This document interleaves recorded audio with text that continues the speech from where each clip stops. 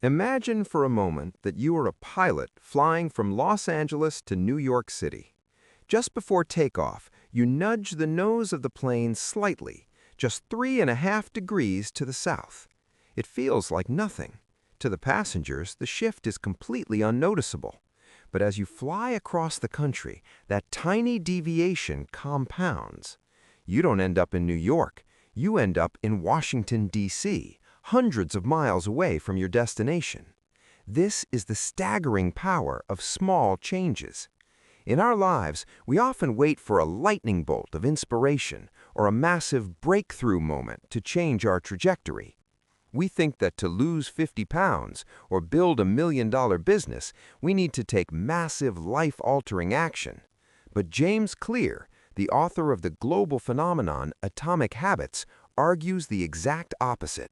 He suggests that the most successful people in the world aren't the ones making giant leaps. They're the ones mastering the tiny, invisible, atomic shifts that happen every single day. Hello, everyone, and welcome back to the show. Today, we are breaking down a book that has arguably become the manual for human change of the 21st century, Atomic Habits by James Clear. Whether you've been struggling to stick to a gym routine, trying to finally write that book, or just trying to stop scrolling on your phone until 2 a.m., this episode is for you. By the end of our conversation today, we aren't just going to understand why habits are hard to break. We're going to learn the biological and psychological architecture of human behavior. We're going to talk about the plateau of latent potential, why your environment is more powerful than your willpower, and how to redesign your life so that success becomes an automated byproduct of your daily routine. Let's start with a concept that sounds like a math problem but feels like magic: the 1% rule. James Clear points out that if you can get just 1% better at something each day for 1 year, you will end up 37 times better by the time the clock strikes midnight on December 31st. Conversely, if you get 1% worse every day, you will decline nearly down to zero. We often dismiss small improvements because they don't seem to matter in the moment. If you go to the gym for 20 minutes today, you look in the mirror and see the same person. If you study a new language for 10 minutes, you still can't hold a conversation. Because the results aren't immediate, we give up. We fall back into our old patterns. But habits are the compound interest of self-improvement. The same way money multiplies through interest, the effects of your habits multiply as you repeat them. Think about an ice cube sitting on a table in a cold room. It's 25 degrees. You slowly heat the room up. 26, 27, 28, nothing happens. 29, 30, 31, still the ice cube sits there. Then you hit 32 degrees. Suddenly, the ice begins to melt. A 1-degree shift, no different from the ones before it, has unlocked a massive change. Clear calls this the plateau of latent potential. Most people quit in what he calls the valley of disappointment.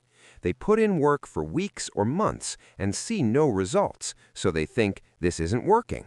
But the work wasn't wasted, it was being stored. All the action happens at the 32-degree mark. Now, why do most of us fail when we try to change? It's because we try to change the wrong thing. Clear describes 3 layers of behavior change. Imagine an onion.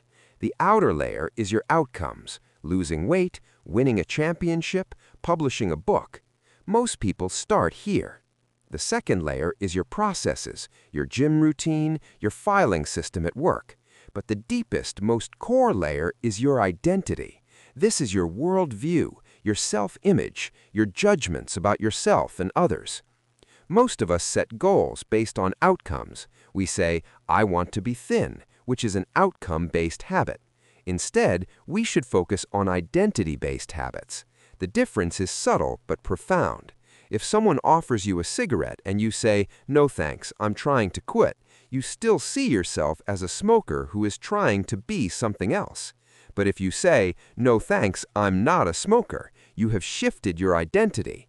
You are no longer trying to be someone else. You are simply acting in alignment with who you already are. Every action you take is a vote for the type of person you wish to become. No single instance will transform your beliefs, but as the votes build up, so does the evidence of your new identity. If you write one page, you are a writer. If you kick a ball, you are an athlete. Before we move into the 4 specific laws that will show you exactly how to build these habits, let's take a quick breather. If you're finding these insights into human psychology helpful, please take a moment to subscribe to the podcast and leave us a review. It really helps the show reach more people who are looking to upgrade their lives 1% at a time. Now, let's get into the how. James Clear introduces a 4-step feedback loop that governs every single habit you have: cue, craving, response, and reward. The cue triggers your brain to initiate a behavior. It's a bit of information that predicts a reward. The craving is the motivational force. You don't crave the habit itself, you crave the change in state it provides. You don't crave a cigarette, you crave the feeling of relief. The response is the actual habit you perform, and the reward is the end goal. If a behavior is insufficient in any of these 4 stages, it will not become a habit. If you eliminate the cue, your habit will never start. If you reduce the craving, you won't have enough motivation to act. If the behavior is too difficult, you won't do it. And if the reward fails to satisfy your desire, then you'll have no reason to do it again in the future. In the next part of our series, we're going to dive deep into the first law: make it obvious. We're going to talk about the habit scorecard and a powerful technique called habit stacking that allows you to hijack your brain's existing wiring to create new, effortless routines. But for now, I want you to ask yourself, what is one tiny 1% change you've been ignoring because it seemed too small? What if that 1 degree is exactly what you need to start the melt? We've established that identity is the North Star of change. But how do we actually start moving toward that new identity when our old habits feel like they are carved in stone? This is where James Clear introduces the 4 laws of behavior change. These are not just tips, they're a set of rules for building a better system. The first law is simple: make it obvious. Most of our habits are so automatic that we don't even notice them anymore. We walk into a dark room and our hand reaches for the light switch without a single conscious thought. This is great for saving mental energy, but it's a disaster when our automatic habits are bad ones. To change them, we must first become aware of them. Clear suggests creating a habit scorecard. You literally list out every single thing you do from the moment you wake up. Wake up, turn off alarm, check phone, go to bathroom, weigh yourself, brush teeth, every tiny action. Beside each one, you mark it as a positive, negative, or neutral habit. This isn't about judging yourself, it's about pointing and calling. Until you make the unconscious conscious, it will direct your life, and you will call it fate. Once you have your map, you need a strategy. One of the most effective ways to build a new habit is something called habit stacking. You don't just say, "I'm going to meditate more." That's too vague. Your brain doesn't know when or where to trigger that action. Instead, you identify a current habit you already do every day, like pouring your morning coffee, and you stack your new habit on top of it. The formula is after current habit, I will new habit. After I pour my morning coffee, I will meditate for 1 minute. You are essentially hitchhiking on the neural pathways that are already strong in your brain. But there's a secret weapon to the first law that most people overlook: environment design. We like to think we're in control of our choices, but often we're just reacting to the cues in front of us. If you want to drink more water, don't just try harder. Put 3 bottles of water on your desk, your nightstand, and in your car. If you want to practice guitar, don't leave it in the closet. Put it on a stand in the middle of the living room. Most of us live in a world that has been designed for us by someone else, usually someone who wants us to buy something. If you want to master your habits, you have to become the architect of your environment. Stop trying to be a person of strong willpower and start being a person of smart design. It is much easier to practice self-control when you don't have to use it every 5 minutes. Now, let's talk about the second law. Make it attractive. Why is it so easy to spend 3 hours on TikTok, but so hard to spend 30 minutes on a textbook? It comes down to dopamine. Our brains are wired to crave rewards. But here's the kicker. Dopamine is released not just when you receive the reward, but when you anticipate it. The craving is what moves us. To build a new habit, we need to make it something we actually look forward to. Clear suggests a technique called temptation bundling. This is where you pair an action you need to do with an action you want to do. Let's say you need to catch up on emails, but you really want to watch a specific show on Netflix. You tell yourself, I am only allowed to watch Netflix while I'm on the stationary bike at the gym. Or, I will only listen to my favorite podcast while I'm folding laundry. By bundling the want with the need, you use the dopamine from the attractive task to fuel the difficult one. There's also a deeper social element to the second law. As humans, we have a deep-seated desire to belong. We naturally imitate the habits of 3 groups: the close, family and friends, the many, the tribe, and the powerful, those with status. If you want to make a habit attractive, join a culture where your desired behavior is the normal behavior. If you want to read more, join a book club. If you want to get fit, join a CrossFit gym. When you're surrounded by people who view your difficult new habit as just a regular part of their Tuesday, the social pressure to fit in starts working for you instead of against you. But what about the habits we want to break? We just flip these laws on their head. To break a bad habit, you make it invisible and make it unattractive. If you spend too much money on clothes, unsubscribe from the marketing emails. If you spend too much time on your phone, put it in a different room while you work. If you want to stop eating junk food, don't buy it at the store.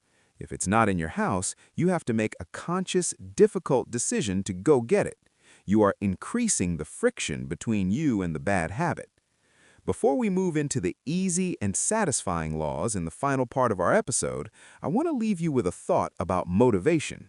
We often think we need to feel inspired to act, but the second law teaches us that motivation is often the result of action, not the cause of it.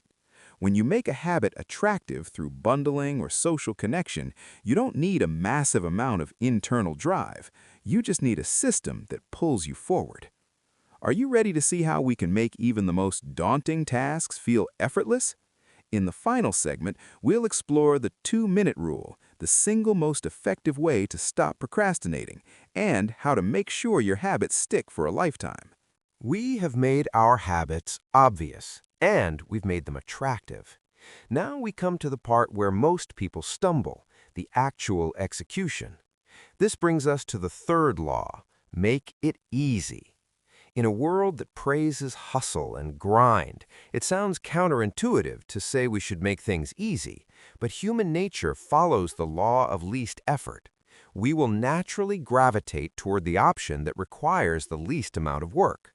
Knowing this, the goal isn't to try and overcome laziness with willpower.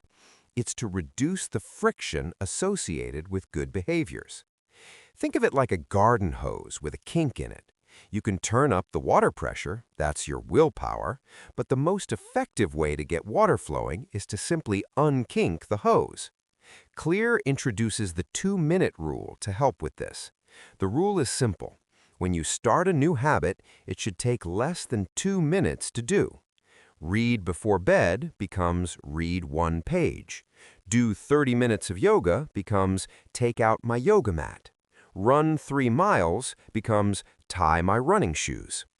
The idea is to make your habits as easy as possible to start. A habit must be established before it can be improved. If you can't master the art of showing up, you'll never master the details of the craft. Most people fail because they try to run a marathon on day 1. But if you focus on the first 2 minutes, you become the person who shows up every day. Once you are the person who puts on their running shoes daily, the actual running becomes much easier. Now we move to the final piece of the puzzle, the fourth law. Make it satisfying. The first three laws increase the odds that a behavior will be performed this time. The fourth law increases the odds that it will be repeated next time. We are more likely to repeat a behavior when the experience is satisfying. The challenge is that our brains evolved in an immediate return environment. Our ancestors needed rewards right now: food, safety, warmth. But modern success often lives in a delayed return environment. You work out today, but the reward of a fit body is months away. To bridge this gap, you need to add a little bit of immediate pleasure to habits that pay off in the long run. Clear suggests using a habit tracker. There is a deep, primal satisfaction in crossing an item off a to-do list or seeing a string of X's on a calendar. It provides immediate visual evidence that you are becoming the person you want to be. It makes the invisible progress. However, life happens. You'll get sick, you'll have a late meeting, or you'll just have a bad day. Clear's golden rule for these moments is never miss twice. Missing once is an accident. Missing twice is the start of a new habit. Successful people aren't perfect, they are just fast at getting back on track. As we bring this deep dive to a close, let's look at the big picture. James Clear's philosophy isn't about fixing yourself. It's about building a system that works for you rather than against you. You do not rise to the level of your goals, you fall to the level of your systems. To wrap everything up, here is your Atomic Habits Master Summary. First, focus on identity. Don't ask what you want to achieve, ask who you want to become. Every action is a vote for that person. Second, optimize your environment. Make the cues for your good habits obvious and the cues for your bad habits invisible. You are the architect of your own space. Third, use the 2-minute rule. Stop overcomplicating the start. Just master the art of showing up. And finally, embrace the 1% margin. Don't look for the big breakthrough. Look for the tiny atomic improvements that compound over time. Thank you so much for sticking with me through this exploration of human behavior. Change doesn't have to be a painful uphill battle. It can be a series of small, satisfying wins that eventually transform your entire world. If you found value in today's episode, please share it with one person who you think is ready for their own 1% shift.